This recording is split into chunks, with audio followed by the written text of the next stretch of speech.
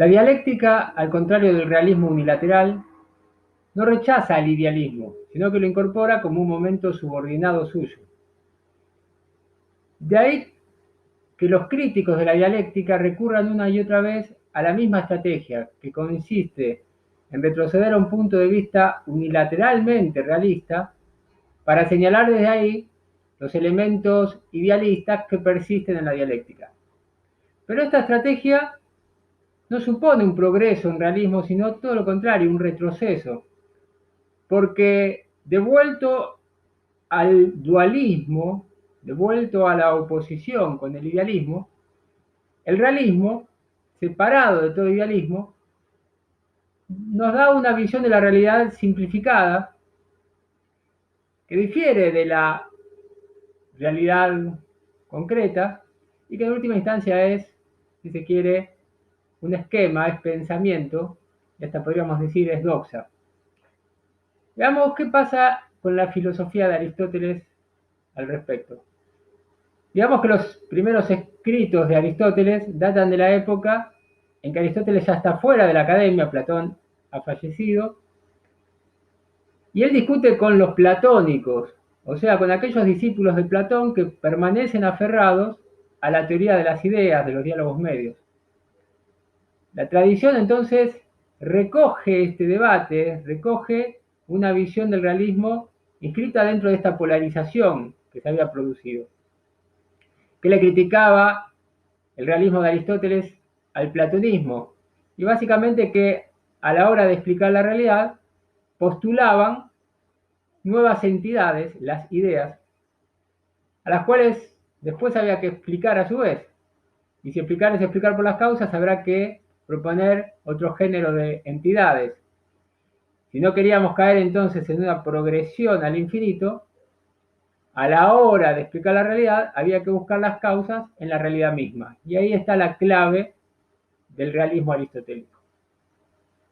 Ahora, cuando uno analiza las categorías a las que recurre Aristóteles para dar cuenta de esa realidad, se encuentra con que están cargadas de platonismo, de idealismo, no solo el concepto de causa formal, el mismo concepto de causa final, que en sí mismo es casi una contradicción en los términos porque supone que el fin está presente desde el principio, ¿no? Pero además supone la perfección, esa perfección a la cual el Platón tardío había rechazado porque de alguna manera veía en ella la responsable de separar los dos ámbitos, el inteligible y el sensible, ahora es asumida por el mismo Aristóteles, solo que entendida como la realización. La dialéctica, al contrario del realismo unilateral, no rechaza el idealismo, sino que lo incorpora como un momento subordinado suyo. De ahí que los críticos de la dialéctica recurran una y otra vez a la misma estrategia, que consiste en retroceder a un punto de vista unilateralmente realista para señalar desde ahí los elementos idealistas que persisten en la dialéctica. Pero esta estrategia no supone un progreso en realismo, sino todo lo contrario, un retroceso, porque devuelto al dualismo, devuelto a la oposición con el idealismo, el realismo, separado de todo idealismo, nos da una visión de la realidad simplificada que difiere de la realidad concreta y que en última instancia es, si se quiere, un esquema, es pensamiento, y hasta podríamos decir es doxa. Veamos qué pasa con la filosofía de Aristóteles al respecto. Digamos que los primeros escritos de Aristóteles datan de la época en que Aristóteles ya está fuera de la academia, Platón ha fallecido, y él discute con los platónicos, o sea, con aquellos discípulos de Platón que permanecen aferrados a la teoría de las ideas, de los diálogos medios. La tradición entonces recoge este debate, recoge una visión del realismo inscrita dentro de esta polarización que se había producido, que le criticaba el realismo de Aristóteles al platonismo, y básicamente que a la hora de explicar la realidad postulaban nuevas entidades, las ideas, a las cuales después había que explicar a su vez. Y si explicar es explicar por las causas, habrá que proponer otro género de entidades. Si no queríamos caer entonces en una progresión al infinito, a la hora de explicar la realidad, había que buscar las causas en la realidad misma. Y ahí está la clave del realismo aristotélico. Ahora, cuando uno analiza las categorías a las que recurre Aristóteles para dar cuenta de esa realidad, se encuentra con que están cargadas de platonismo, de idealismo, no solo el concepto de causa formal, el mismo concepto de causa final, que en sí mismo es casi una contradicción en los términos porque supone que el fin está presente desde el principio, ¿no?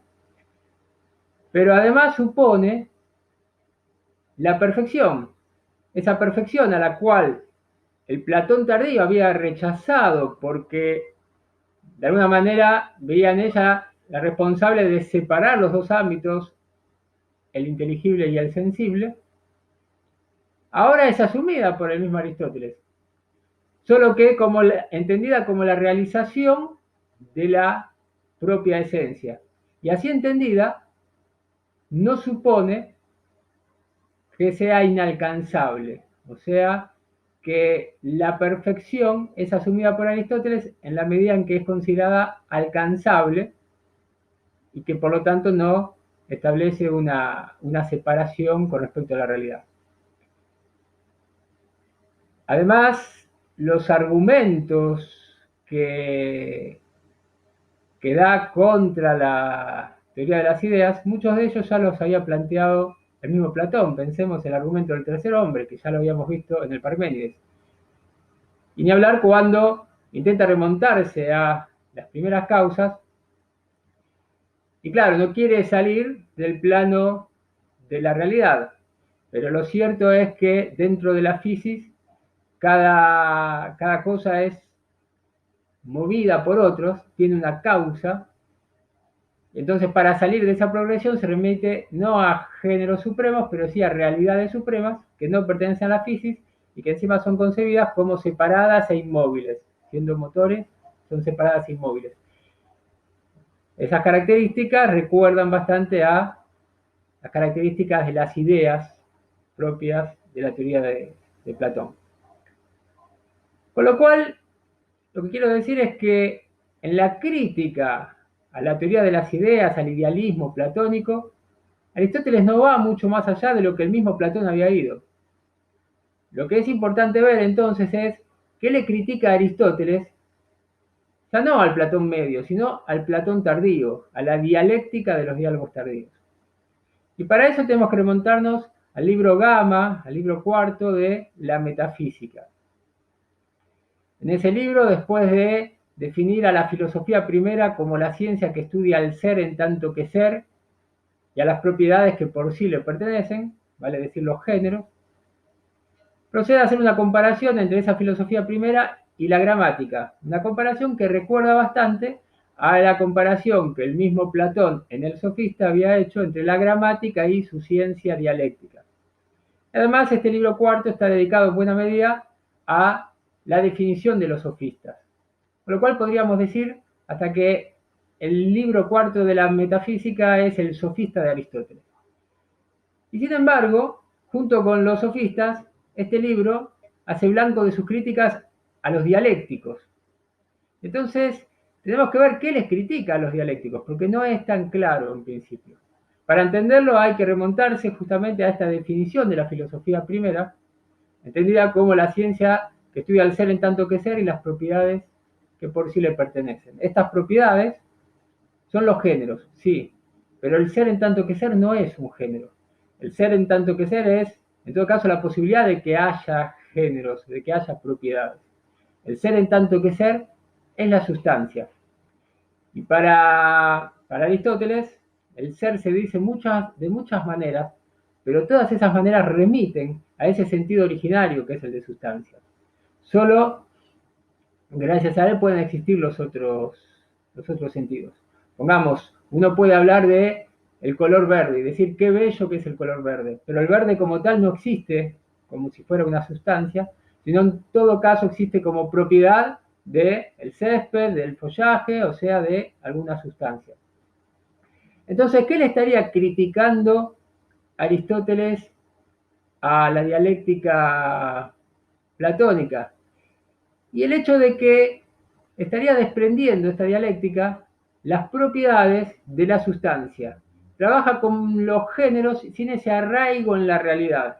Y una vez que yo los desprendo entonces de la realidad, esos géneros se vuelven entidades mentales, con las cuales puedo jugar, puedo mezclar unas con otras, puedo mezclar unas con sus contrarios incluso, y hasta puedo tomar al mismo ser como un género más y combinarlo incluso con su contrario, con el no ser. Para Aristóteles, el hecho de que el ser y el no ser no aparezcan separados como opuestos en la dialéctica platónica, sino simplemente como diferentes, como vinculados, es el signo de que Platón permaneció en la dialéctica tardía atrapado en el ámbito de lo meramente pensable.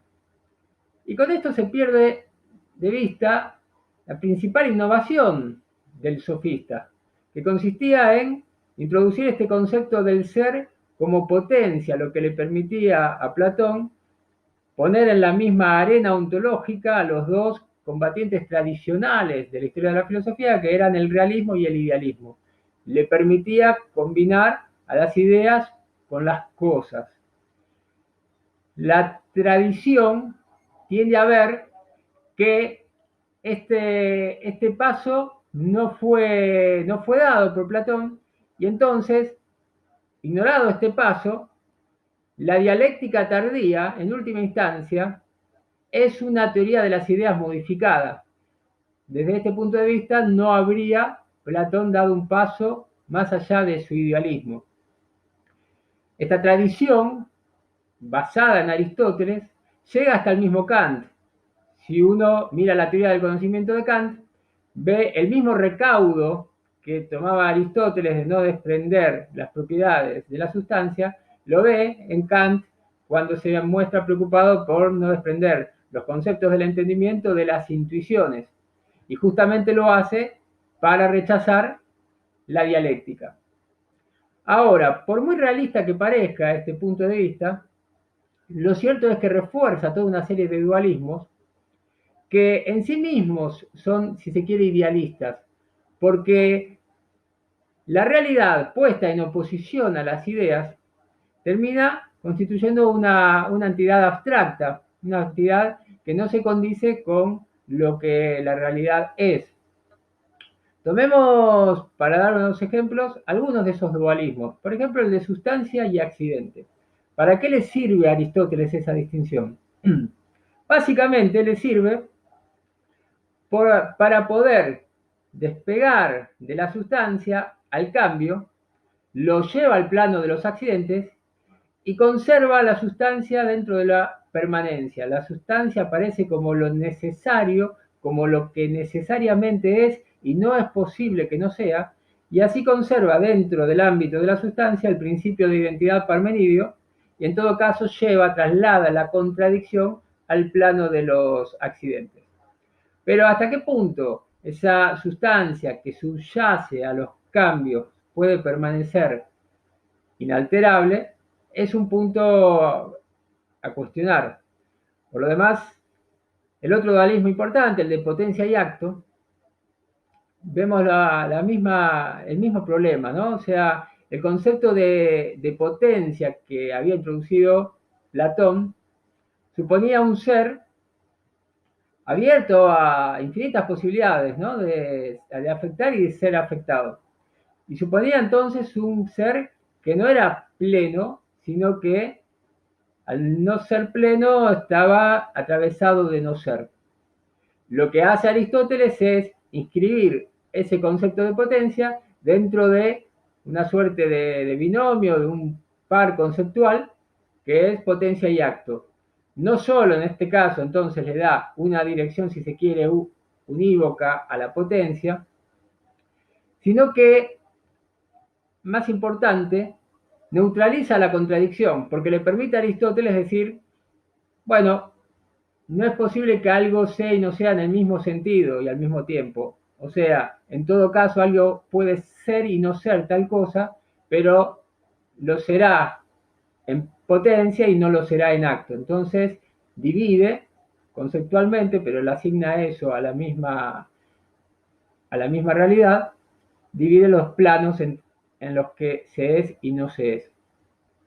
Esta solución, sin embargo, hay que decir que no le convence ni siquiera al mismo Aristóteles, que en 1010a él plantea que permanecen las controversias, porque lo cierto es que lo que está cambiando hacia el acto, bueno, en ese cambio hacia el acto sigue siendo y no siendo lo que está dejando de ser o lo que está llegando a ser, ¿no? Entonces, de ahí la necesidad de introducir otro concepto que va a ser el de entelequia, que aparece dentro de ese proceso de cambio hacia el acto como, si se quiere, el reemplazo del acto, digamos, del fin al cual aspira a llegar. Pero entonces lo que vemos es que el problema que tiene Aristóteles es el problema del cambio, de asumir el cambio. Porque asumir el cambio supone asumir la contradicción. Y esto es lo que veía Parménides. Por eso mismo Parménides rechazaba el cambio. Pero Aristóteles ahora no puede tomar ese camino porque la filosofía ha avanzado mucho, el realismo ha avanzado mucho en las ciencias, en las artes, en la filosofía, y entonces se perdería mucho en realismo si se quisiera rechazar el cambio. Entonces el problema es, no puede no asumir el cambio, porque si no, perdería realismo, su filosofía, pero al asumir el cambio, termina asumiendo la contradicción.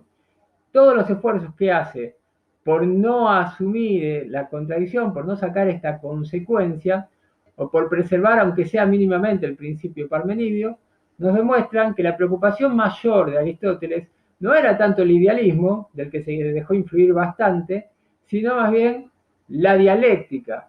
Y hasta podemos decir que el idealismo que vemos en la filosofía de Aristóteles no es un mero resabio de la filosofía del maestro, una influencia de la cual no se pudo despojar, sino que quizás sea parte misma de la estrategia contra la dialéctica. Porque una vez que yo, contra la dialéctica, retrocedo hacia un realismo unilateral, la visión de la realidad, así desprendida de todo idealismo, de todo lo que el idealismo otorga, termina siendo una visión de la realidad empobrecida. Y ahí el buen filósofo, por decirlo de alguna manera, siente la necesidad de compensar esa falencia y entonces agrega algunos condimentos en compensación, como son, por ejemplo, la teleología aristotélica.